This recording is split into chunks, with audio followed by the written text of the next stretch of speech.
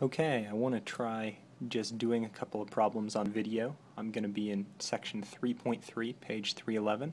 I want to try problem 25 here. So that's the instructions are find the intervals on which f is increasing or decreasing, and find the relative maxima and minima. And the function is f of x equals 2x minus 3 over x squared minus 4. So I have my paper here. We're going to do 25, f of x equals 2x minus 3 over x squared minus 4. Let's see, I'm going to take the derivative, f prime of x, using the quotient rule, low d high, so that's x squared minus 4 times the derivative of the top, minus high, 2x minus 3, d low, 2x, over low squared.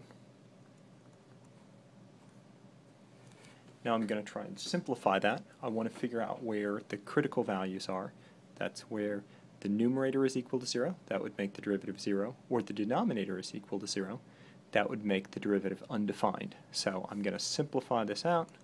Looks like I have 2x squared minus 8 minus 4x squared plus 6x over, let's see what I have here, x squared minus 4, that's the difference of two perfect squares, so that's x plus 2 times x minus 2, and that whole thing is squared. Let's see, so what do I have here? It looks like I have negative 2x squared plus 6x minus 8 over x plus 2 squared x minus 2 squared. Still looks like I can factor some things out there. Maybe I'll factor out a negative 2. That would get me x squared minus 3x plus 4.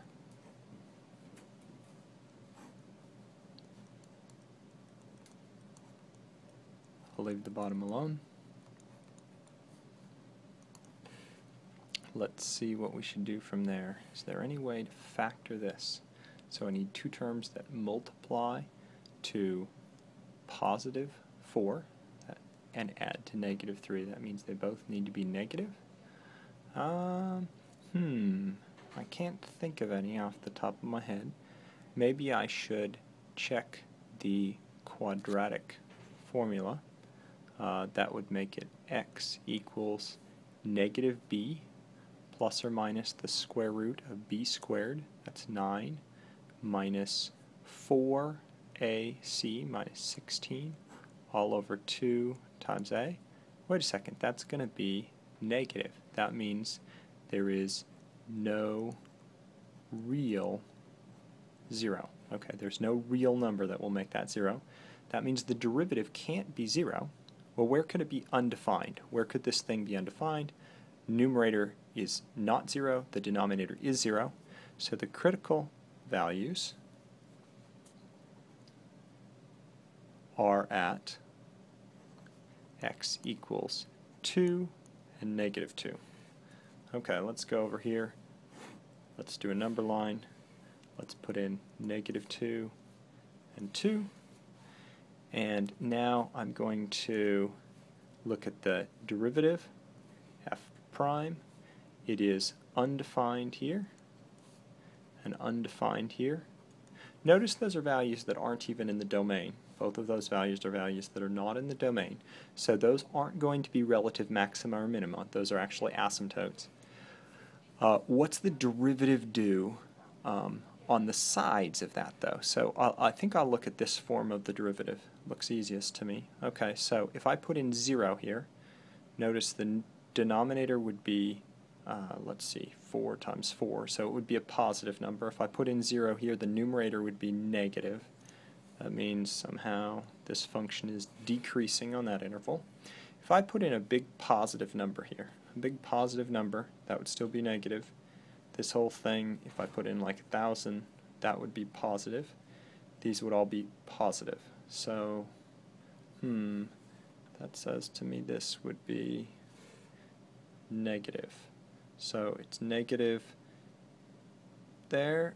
What would happen if I put in a big negative number, negative 1,000? Well, that would still be the term that would be dominant here. Negative 1,000, that would be positive 1,000,000 minus some change. So the numerator would be negative. The denominator would be, these squares make it positive. So it looks to me like we have the function decreasing on negative infinity to negative 2, on negative 2 to 2, on 2 to infinity. It doesn't look like it's increasing anywhere.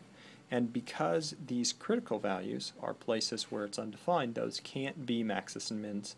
And besides, the sign of the derivative is not changing there. So there's our answer.